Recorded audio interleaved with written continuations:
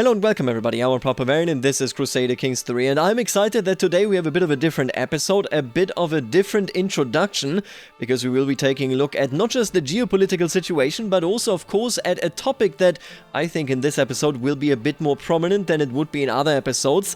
I'm of course talking about the question of culture, Gasconiera culture, and what it means for the hierarchy inside of our society, but also inside of our family. It is a very interesting topic. It's a topic that we very rarely really appreciate. Culture in CK3 of course plays a big role. It determines where you come from, what that means when it comes to cultural acceptance of others. I mean, honestly, I'm very impressed by how the numbers with the French work out, but then again, if you really think about it, obviously it is better than with a Cisalpine, because the French, there are many French vassals and not so many Cisalpines. Anyway, the point is that it influences everything you do. It influences the court language we speak.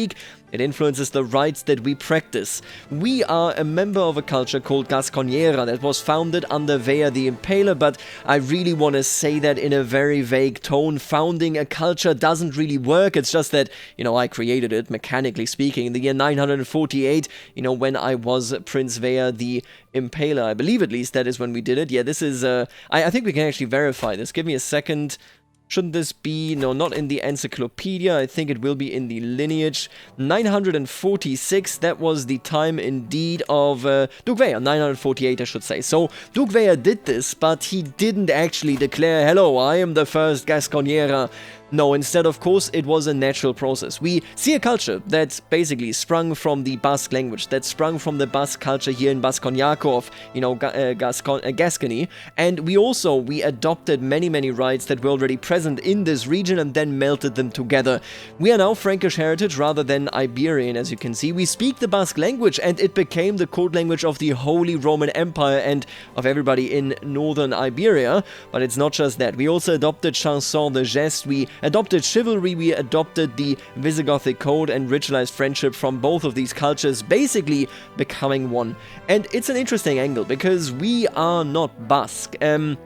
In no way whatsoever could we potentially say that we understand the plight of the Basque that, live in Iberia, that fight, for example, the Muslims on the regular. We really are fairly detached from that.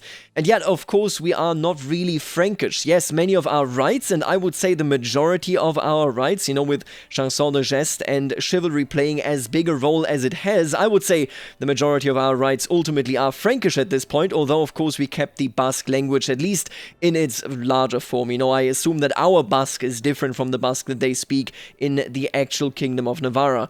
The point of all of this is that our culture, as it was created, already was a huge hybrid. It changed massively. It wasn't anything that really was just Basque or just Occitan, just Frankish or just Iberian. And this sort of living between two worlds and yet carving out our very own is something that we have experienced throughout. Not just with these traditions that I just mentioned, but also in the position of, how we actually developed, of where Basconiaco came from and where it was bound to go. Who could forget, for example, Regent Elizabeth Veyes of Aquitaine, a woman that was incredibly powerful, thoughtful, and did her best to keep the realm together, ultimately being forced, her hand was forced by the king, of course, being a cannibal. But it's not just that, it is also, and I actually have to identify her, I believe she did hold La Pordie, let me just make sure, there she is, Countess Catalina, who could forget her? She was the most important landowner in all of Basconiaco, and I love going back to her, because Catalina back in the day was a pure thing of random chance. She popped up, she dominated politics, she really aided her husband, Duke Lope IV the Clumsy, and together they actually succeeded in, indeed getting things done, in acquiring a situation where they can indeed work something out for the country. It was with her that we were actually able to unify these lands. And then later on, of course, Fakir Jacques, she was a woman that really was fought for. Count Jacques and Emma here stood together as a unit to return La Pordie into the right hands, and it is very impressive what actually went down here. Count Jacques, of course, became the Count of La Pordie, and then via Fakir Jacques it fell into our hands, and this entire development was something where everybody that was involved, whether landed or not, was always on fairly equal footing.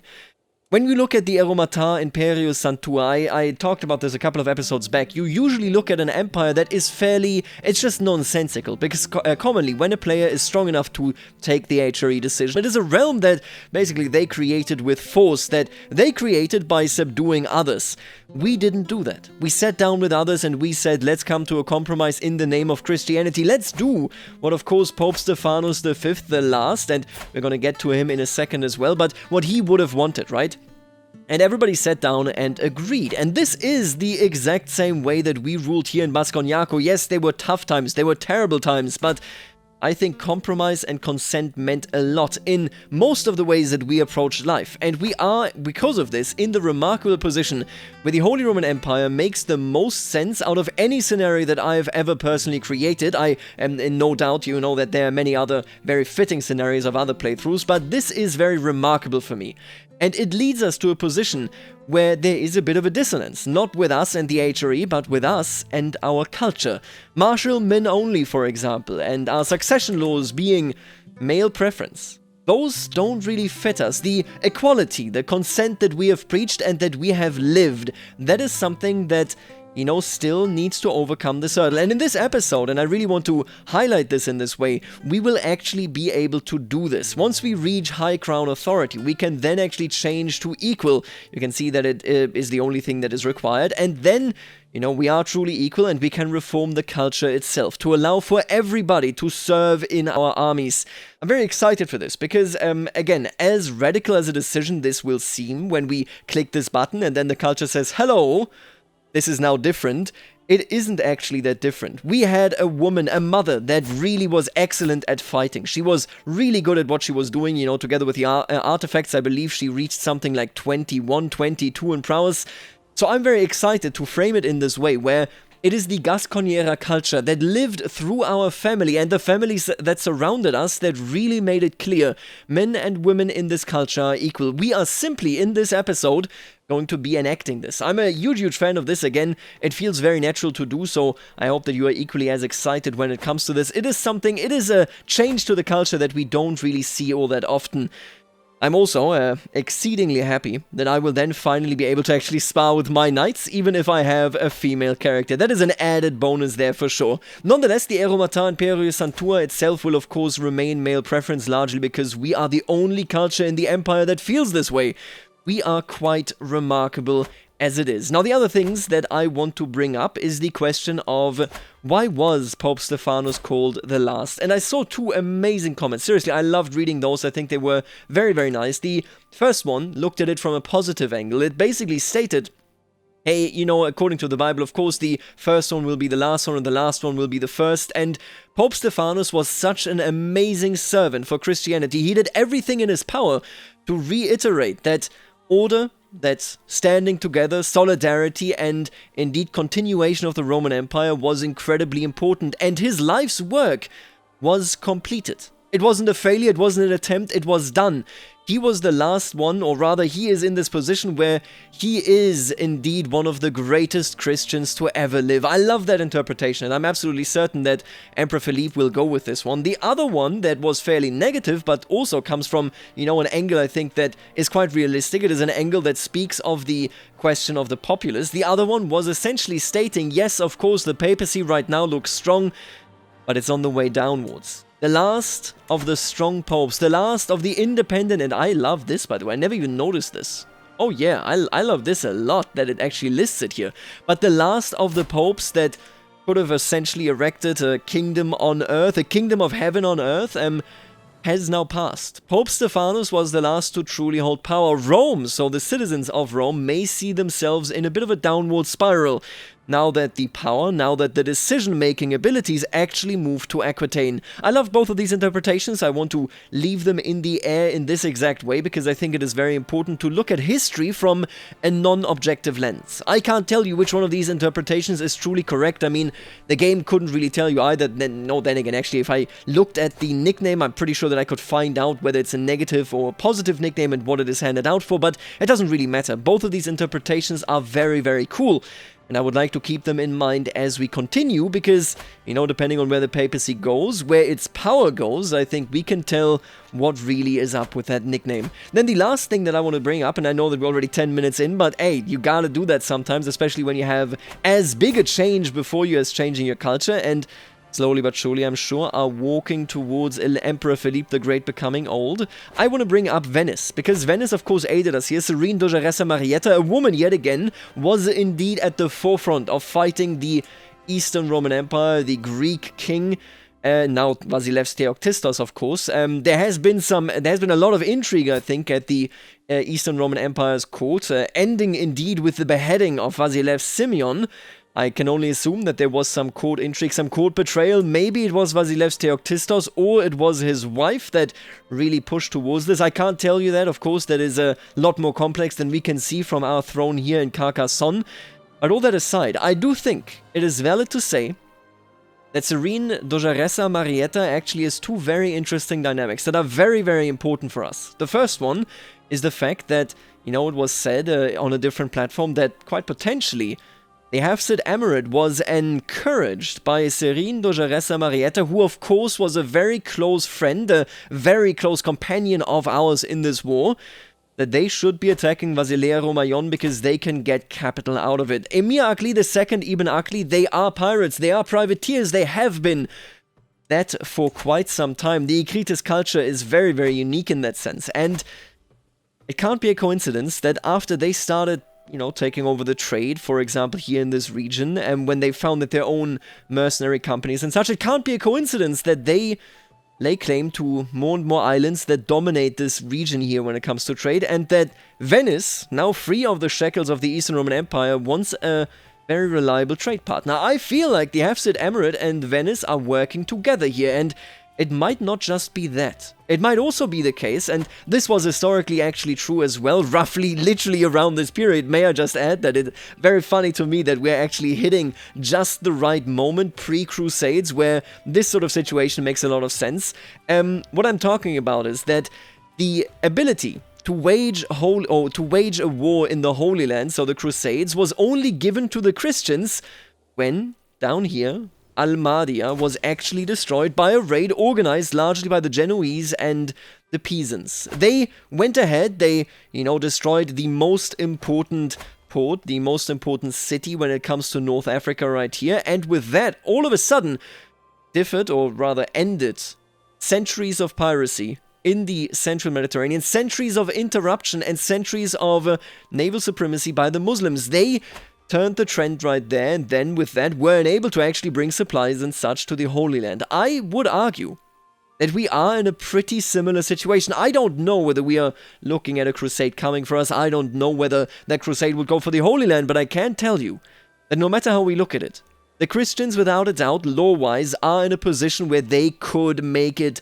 into the Holy Land. The Vasilea Romayon can't really stop them. They have to open their ports when, you know, the ships of the Crusaders would sail by, because otherwise, of course, they would yet again incur the wrath of the Emperor in the West, and the Muslims can't really act, because the ones that could act are in bed with the Venetians. I love that part. I really, really enjoy that story, and I'm going to mark it, by the way, that this is where the exposition ends and where the actual gameplay starts, but I love the idea that we have this very specific and very delicate situation here in the Mediterranean, very uniquely shaping the geopolitical reality down here. And I think we understand this geopolitical reality quite a bit more than we understand this one. This one is far away, and we don't really have a relationship to the Slavs. We very rarely, of course, I mean, we are interacting with the Croatians here, but that is largely, of course, because, I mean, they are in the Adriatic Sea. They play a big role in the wars to come. And it does look like as though we are going to be expanding our family into them, but they are quite, you know, close. The proximity is very tight in comparison to, for example, the Polish trouble, where they are all of a sudden allied and married to the emperor here. We can't really, I think, intervene here, but down here, now that is something where we do play a role. And by the way, speaking of which, just taking a look at this, just want to see the religion. Yeah, I love what has happened here. This is chaos. The years and decades, maybe, of proselytization here will lead to unrest. That is the purpose of this struggle. I want them to reform, to rise and fall. Right now we have Kiev and we have the White Rus, of course. He is Orthodox, she is Khuzarite. And man, I would love it if the Moggiers actually turned to men only, but they can't do that, of course.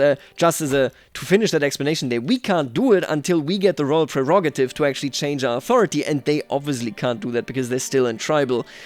Yeah, okay, that's not happening. Anyway, let's actually take a look at this. Realm will lose land when vassal inherits foreign title. What do you stand to inherit? Heir to the Duchy of Romagna? Oh, right. He just needs children. I'm not too worried about this. I don't think that's an issue. You can ask your head of faith for gold, absolutely. We need that gold. He's not our Pope. Well, he is our Pope, but he's not Pope Stephanos. We feel quite a bit more negatively about him. I assume, yep, it is the sadism. And we've had sadism in the family. It feels very, very difficult. It feels very, frightening to see this in a Pope. So I think we will keep our distance, but be a good servant. Somebody has to be, right? Right, Asna. Asna needs to marry. I looked at this off camera. And what I saw was that there's a good match up here in Brabant. We have the firstborn, Blanche Regina Mont, and she is 19 years old, so basically his age. I think this is a strong marriage. It also connects us yet again further. Our marriage policy basically has been to disrupt everything that is going on in the Balkans, in Hellas, and then on the other hand, internal marriages and to secure the other Catholic kingdoms. And securing these strong duchies of Brabant, I think that would be an excellent idea. Asna, you shall be marrying her. The marriage policy here is stable and shall be continued. Oh yeah, the other thing that I really wanted to do was... let's just take a look at this. You can go. Listen, nobody knows you. I don't know who you are. Vratislav Zemplinski. Honestly, he's not good enough in knight. He can leave indeed. Oberto Diagledo. Now, he is of noble birth. I will definitely sell him. Yeah. And I think all of you must be sold to the same person. We have Countess Nunila still inside of our prison for 3 years now. Quite frankly, I think this is it. I think we can let her go. I'm not even going to ask for any money. I think she simply set it out. Yeah, we'll negotiate her release. I can't pardon you. Right, technically he can imprison her, but I have to be honest with you, he is excommunicated. I still don't really know what to do with him because of this. He's excommunicated, he shouldn't really be in this position anymore, but then again, it's a long way to redemption. Oftentimes, medieval people could be excommunicated for quite some time. Count Simon, I feel like he has suffered enough. We don't need to really punch down any further. No, Yayav here. I will let you go. Yeah, you can serve in the Andalusian band. I don't think I need to convert him either. The Mozarabiks are a part of the same creed as us. And Laura Di Luca. Interesting. I will demand conversion, and then you may go. Right, and with that we can continue, and we will actually in a second... Oh, look at that. We're being invited to Auxerre. Thank you for the money first, dear Pope. And Count Julian is inviting us. Yeah, I will attend, obviously. In a second, and there she is. Bella Skeeter will join our court. We invited her because she was the lady that spoke out about injustice here in the Frankish lands. She was absolutely brave to do it. And she's a very compassionate person. And being a compassionate person, I think she has a perfect role here. We are now introducing another woman to the court to normalize, of course, you know, the equality that we shall be introducing quite soon. I will make her the High Almoner. I want her to take care when she sees an injustice. She shall distribute the alms to the deserving poor and other subjects in need. That will be her role, and indeed she does very well deserve it. Now, if she were to give birth to a son, Blanche all of a sudden wouldn't be the heir anymore. Honestly, fair enough. That's all I can say. Damn, her husband died from internal injuries. What happened there? Oh, and I'm actually very thankful. Now, Empress Ebba was ill. I was not sure whether she would make it. She did make it. She is not in a good position, but man, if she dies, we already have frozen grief. I honestly think Emperor Philippe the Great is not good at dealing with grief as a whole. He might drink on it, certainly, but I think in general he views it as dishonorable to sort of have a breakdown, like a full-on breakdown when somebody dies that you enjoy the company of. Because it is God's will, isn't it? It is something that you can't do anything about. You can only decide on what to do, but I have to tell you, as much as he tries to put a brave face on, I think the older he gets, the more people around him pass away, the worse will he actually be able to cope with it. He has arrived in Bayona. Yep, show Duke Thibaut in at once, absolutely. And I will, yeah, very nice. Nothing else happened here, very nice. It was just a nice event indeed. My vassals are attacking each other. I don't think we really need to get involved. They have a certain amount of freedom here, especially this is an family fight here. I'm not just going to get involved, you know. That is one of those things I think that we ought to ignore.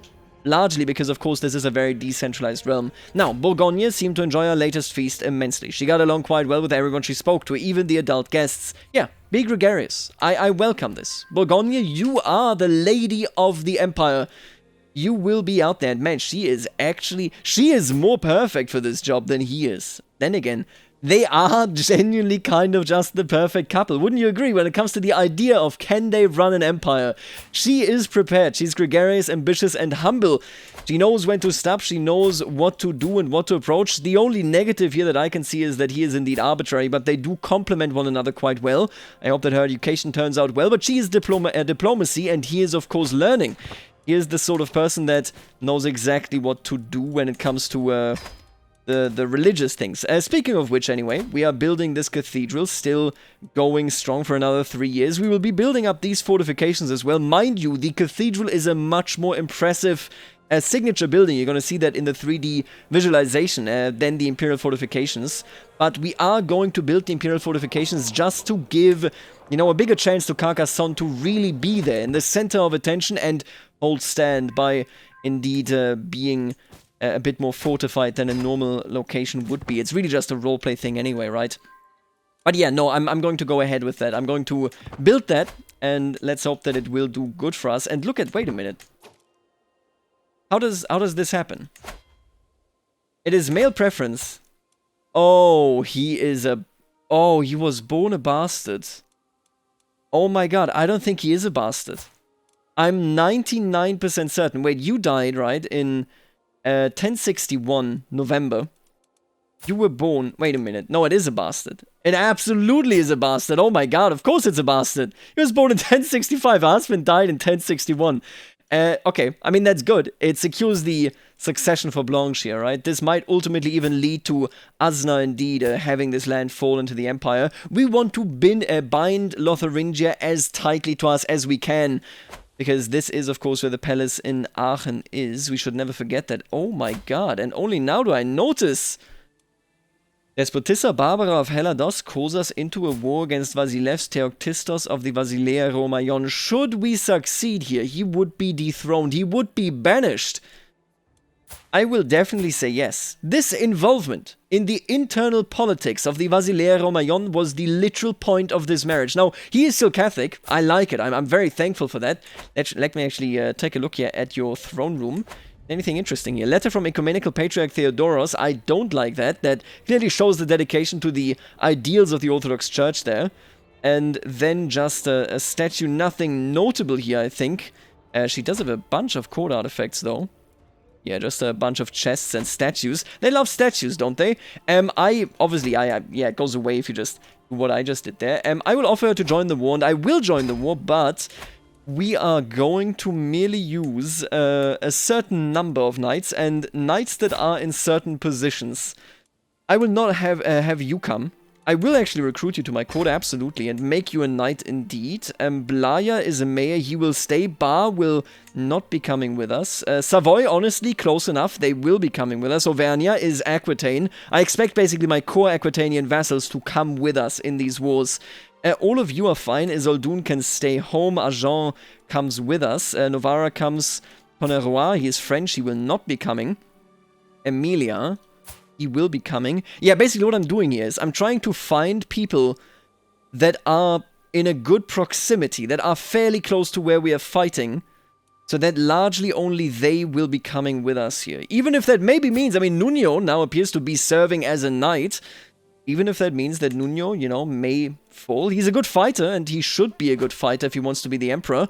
But yeah, I want to have this strategy, basically, where we really limit ourselves to the people that are immediately serving, you know, that if I, for example, call onto the lords of Aquitaine and Italy, that we would then march down there. Now, is that entirely realistic? Not really, but I would prefer if, you know, we have some localization of a war. So if we win or lose a war, that the impact can largely be felt in certain regions. That I can, for example, you know, help out certain lords in these regions. Let's say somebody here here in this region does something great, it makes more sense to reward them with, for example, Byzantine holdings than it does to a French lord. At least that is how I see it in this phase of the Middle Ages. So yeah, that is where we're going to go here. That is how much I can roleplay warfare in CK3, which isn't a lot, admittedly.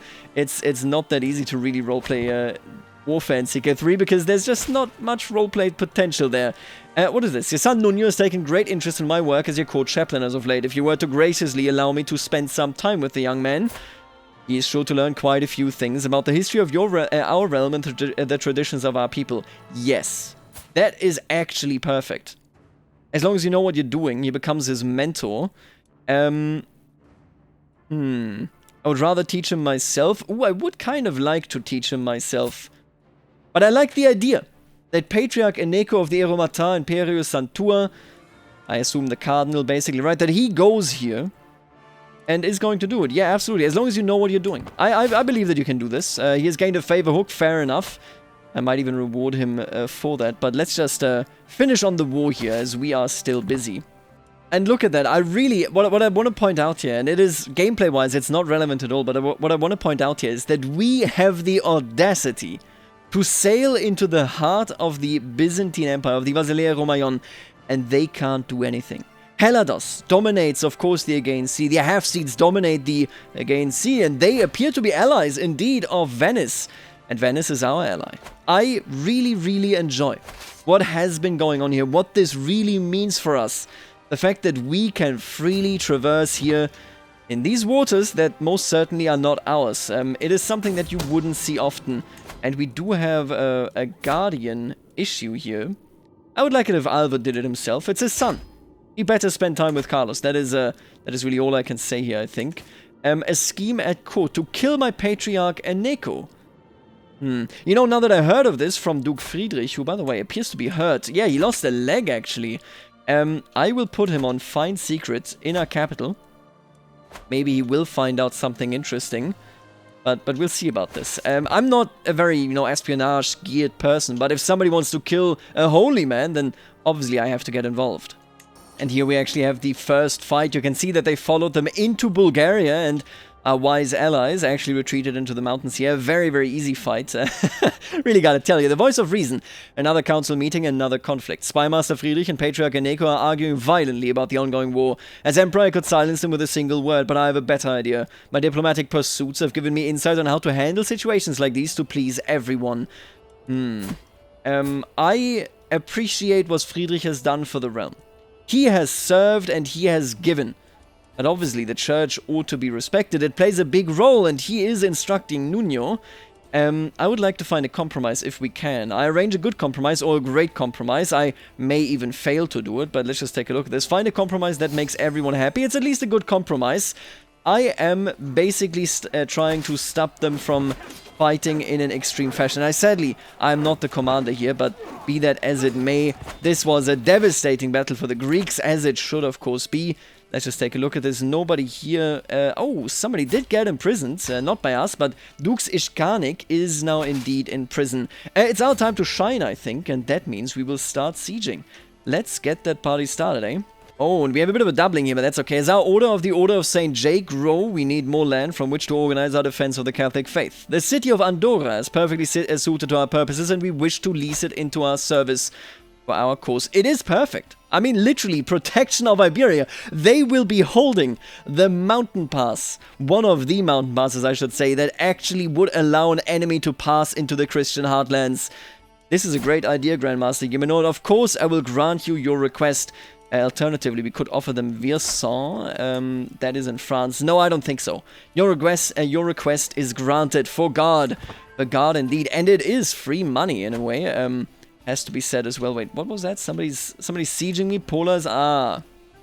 Right. They are having their own war here, and now, of course, the Poles have actually shown up.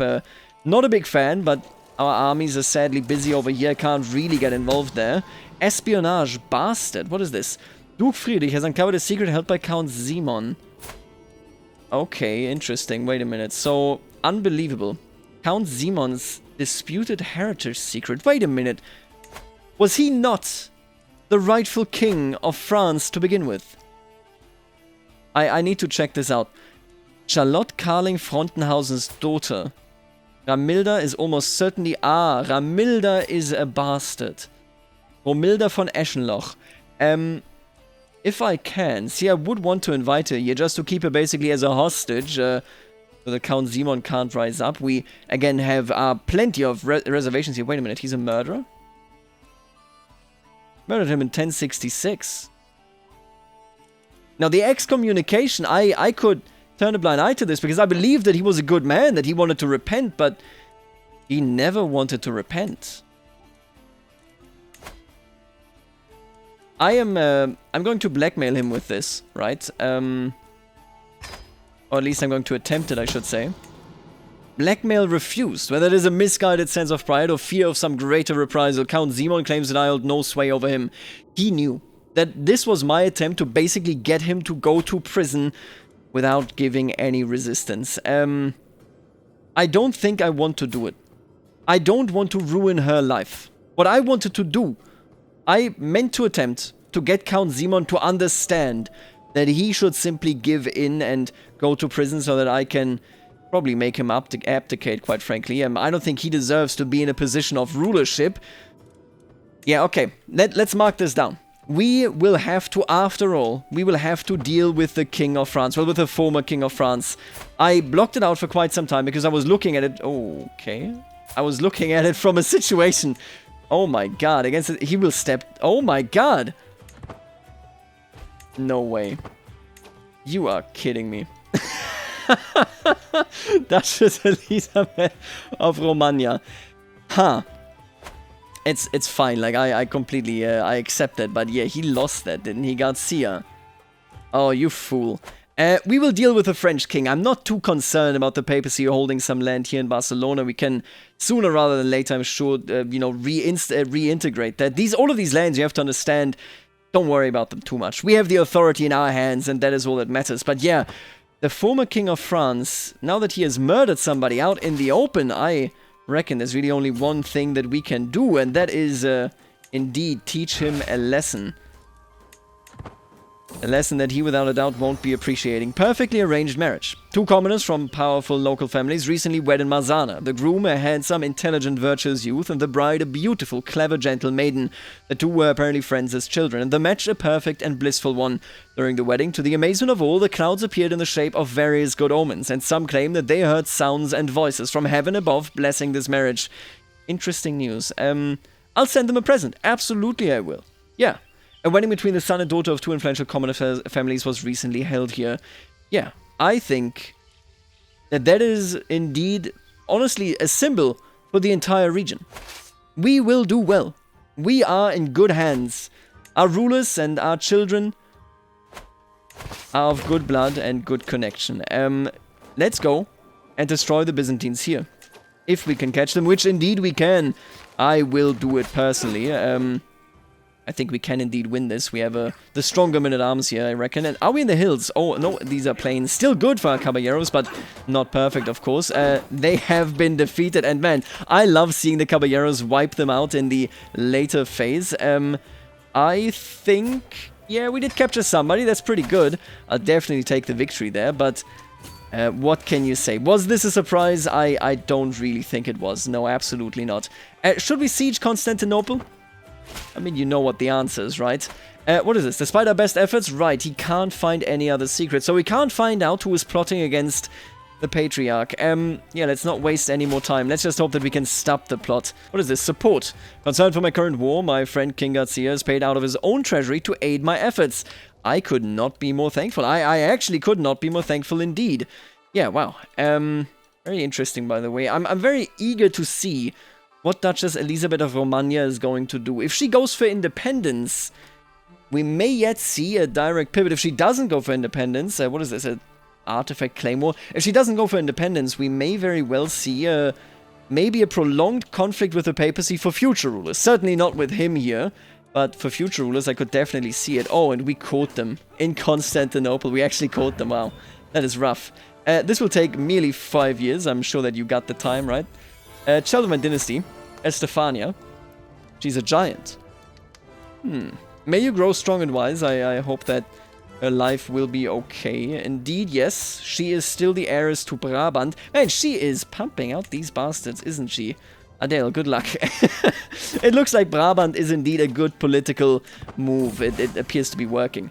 Now, what do we have here? A kindly spirit. They say a powerful but benevolent spirit resides in a part of Albi. There are many stories circulating about how it has protected children who got lost at night, or how it helped hunters defeat dangerous predators, for example.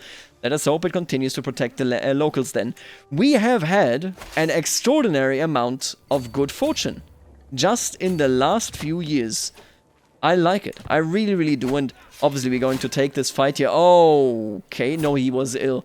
I was worried that he had died in our fight here, but I don't think that is the case. This is just a tourney war. It doesn't really play a role, I don't think. Spouse's skills. She did some major diplomatic expertise work. You love to see it. And we imprisoned Dukes Abdul Razak, the Impaler of the Yazidi dynasty. Man, that is an odd dynasty to find within the Orthodox holdings here, huh? Isn't that kind of funny? Principality of Shirvan. He was actually, they stem from over there, and now they rule here in the north, in indeed Pontus. Quite interesting. Yeah, let's just, you know what? Let's try to, oh, the war's actually over. Frankly, I didn't see that we were at 100. I did not see that we were at the level 100. Now let me ask a question here. I've ousted you. We have instituted autonomous vassals. The Vasilea Romayon is as weak as it could be. And I have to say they probably surrendered because we were going to besiege Constantinople indeed. And that would have been a tragedy that even the Emperor couldn't have taken. We basically scared him into giving up. They're already falling apart here in Italy. I love that. I really do. And look who came in yet again benefiting from the situation. Emir Akli II, Ibn Akli. The half-Cid Emirate. I wish we could tell where they are. Wait a minute, maybe I can actually. Surely there's a knight that he is using for this. Yes. Oh, they're raiding where my relative lives. Well, I mean, what can you do? But my point ultimately is, if the Vasilea Romayon is to fall apart via, for example, a dissolution faction, now is the moment. Will it actually happen? Frankly, I don't know, but I gotta tell you, man, it would be fun to see that happen. This Carcassonne is almost finished, as is, of course, this 12 months. You love to see it. Hill forts. I'm going to start building up our regular buildings now. Just because we appear to have the... Yeah, look at that. We have the ability now to do this. Basconiaco must be built up as good as we can. We're making, of course, a lot of money. I think we can afford it. And there you go. Fascination discovered. Royal prerogative. What does this mean? This means that I will now be focusing on something else. I would like mannerism. Bours aren't bad at all, I have to say. Household soldiers isn't bad at all. Let's do manualism. Sure, why not? Horseshoes is being discovered by exposure itself. And doesn't that mean... Yeah, we're only missing 3, so technically only 2, since horseshoes is basically done. Very, very cool. Now, the other thing that we're going to be doing is... I will switch to High Crown Authority, change my succession law, and then immediately switch back to Limited Crown Authority, because I gotta tell you, this is just mechanics. I don't actually think that we go to High Crown Authority. I don't think that he is the Emperor that would, you know, try to limit his vassals in this way that is so extreme, but I do need it to change my succession law. So just give me a moment here. We are going to do this, change it to equal, and he actually is in somebody's... He's in the prison of Iceland? Huh. As he is fighting with his allies in the British Isles. I guess Count Simon is taking care of himself, huh? Alright, then in that case I don't have to deal with it. I will be switching to equal now. It has been done, and with that I will be switching back to Limited Crown Authority, because again, just a mechanical requirement. I don't think he wants to limit his vassals that much to begin with. And now that we've done that, I will go to Gasconiera, click this button, and then both men and women can be commanders and knights. In this culture, any able-bodied person in the household may take up arms for their liege when called on. That is exactly right. Chivalry and chanson de geste holds true for both, as far as the Gasconiera culture is concerned. What a coincidence, man, that Duchess Elizabeth actually made it back to power. So, no, she didn't actually make it back to power. Duke Guy of Barcelona is still the Duke here. Oh man, but now he's facing an insurmountable pope. Yeah, and Duchess Elizabeth is obviously not going to go independent. I mean, first of all, this is giving her power to begin with, but second of all, it makes it so that she is a de jure vassal of the pope, meaning I don't think she will ever rebel against him for independence. We might be stuck with a pope here.